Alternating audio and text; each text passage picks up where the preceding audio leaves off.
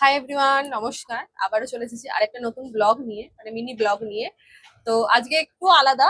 আর এটা হয়তো সবার কাছে নতুন কিছু না, কিন্তু আমার কাছে নতুন। মানে এই প্রথমবার আমি এটা ট্রাই করছি।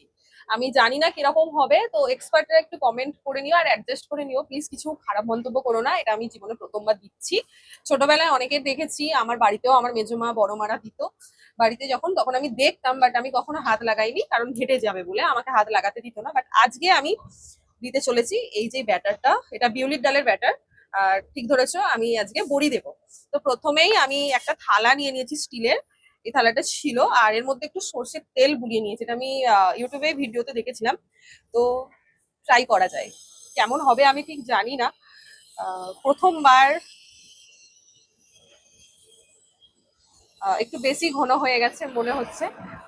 দিচ্ছি তাও, বসে যাচ্ছে কেন আমি বুঝতে পারছি না। এটা বড়ির থেকে বেশি বাতাসা মনে হচ্ছে।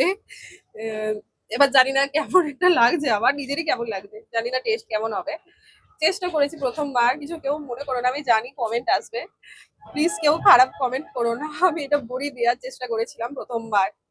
তো টাটা। বড়িটা শুকিয়ে যাওয়ার পরে দেখাবো, কারণ এত তাড়াতাড়ি আমি বড়ি দিয়েছি, এখন দিয়েছি কারণ আর কিছুদিনের মধ্যে বর্ষাকাল চলে আসবে, আর আমার এটা রোদ লাগানো দরকার, তো সেই কারণে। চলো টাটা, ভালো থাকবে, সুস্থ থাকবে, আবার দেখা হচ্ছে নতুন একটা ব্লগ নিয়ে।